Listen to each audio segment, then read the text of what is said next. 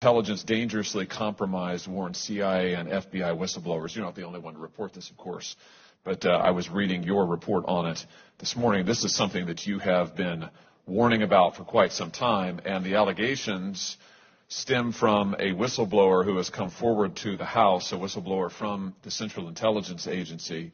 I have the letter, the relevant letter here from the House Oversight Committee. The whistleblower alleges that a CIA team was paid to change its assessment of the origins of COVID-19. Do I have that broadly correct? Is that your understanding of the report? Yes. This is obviously a bombshell report, deeply, deeply troubling. I'm glad that the House is going to look into it. We should look into it. What caught my attention is you point out in your article on this that the government has deliberately violated the COVID Origins Act, which this body passed unanimously, which the House passed, the President signed into law. Maybe he wasn't so happy about signing it into law, but he did. It is the law of the land, and which required that all of the government's intelligence on the origins of COVID be made public. Instead, what the administration did was offer up a summary, which they then in turn heavily redacted. And you point out that in addition, the administration refused to report the names of scientists who fell ill at the Wuhan Institute of Virology in 2019, despite the fact they know the names. The intelligence community knows the names. Now, you're absolutely right to say this is a violation of the COVID Origins Act, and I would know because I wrote it. So I'm not very happy about the fact that this administration continues to flout, completely ignore public law passed, again, unanimously by the United States Senate. For what end, I can't tell. I can't figure out why in the world. I don't know what partisan gain there is to it. Why in the world they want to lie to the American people. You conclude your article by saying the government has become extremely comfortable with lying to us. Just explain what you mean by that, and tell us why you think this is so significant. Well, sure, and just on the very specific point, if we were the first to identify the three people that contracted the coronavirus in China. They were the people working on gain-of-function research in the Wuhan Institute of Virology.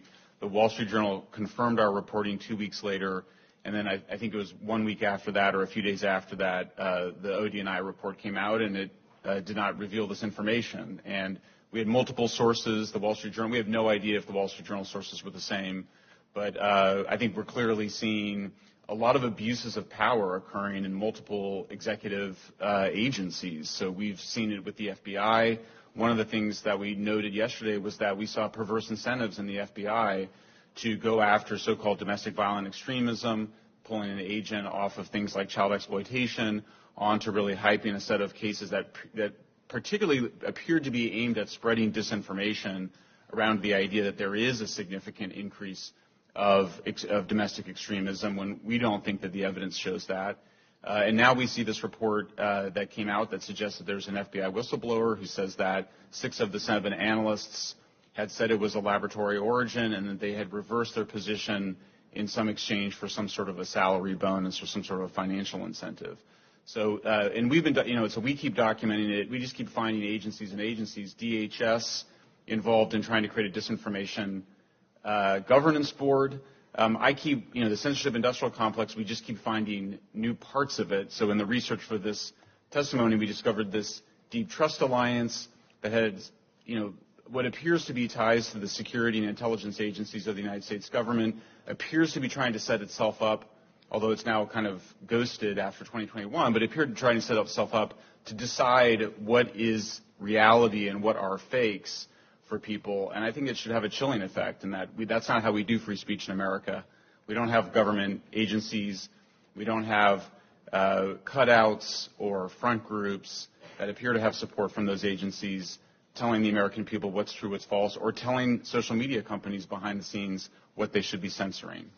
And just to that last point, we now know, thanks to the case Missouri versus Biden, that that's exactly what this administration, from the White House to the FBI to the State Department to the CDC to CISA, have all been meeting with the social media companies for years now, giving them direct commands about what to censor and take down, naming specific accounts and specific speech they want suppressed, threatening the social media platforms if they don't do it, and remarkably, and I'm quoting the court here, the Fifth Circuit Court of Appeals, and there's a huge evidentiary record. Everybody can go, don't take my word for it, go read the record. It's all on the record from the district court. What the Fifth Circuit said is, remarkably, the social media platforms all complied.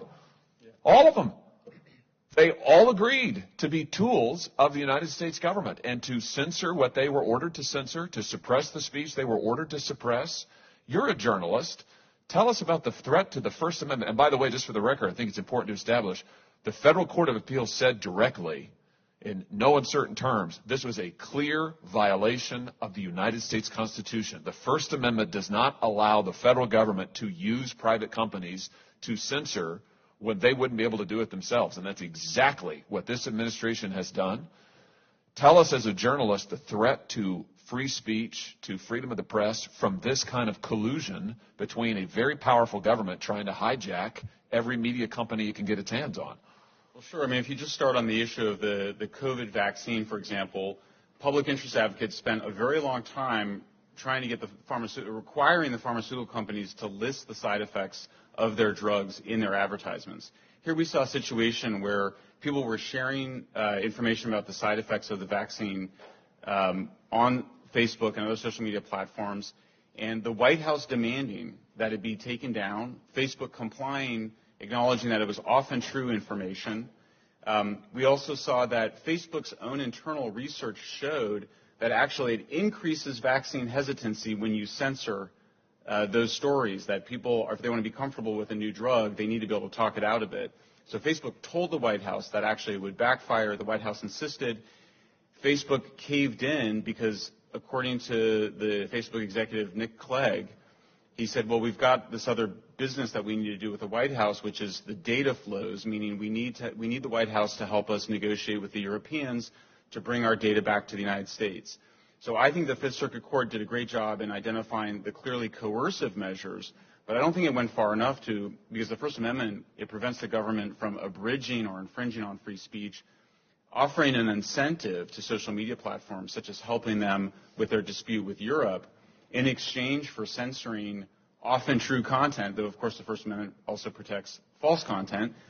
I think it's a very chilling effect. I think it's very disturbing. Anybody that cares about holding powerful entities to account should be disturbed by what we saw take place on Facebook, on Twitter, and I think we just have to remind ourselves. And what disturbs me when I hear sort of the conversation around AI coming into it, sort of with the beginner mind, I hear a lot of talk about how to protect the public from harm.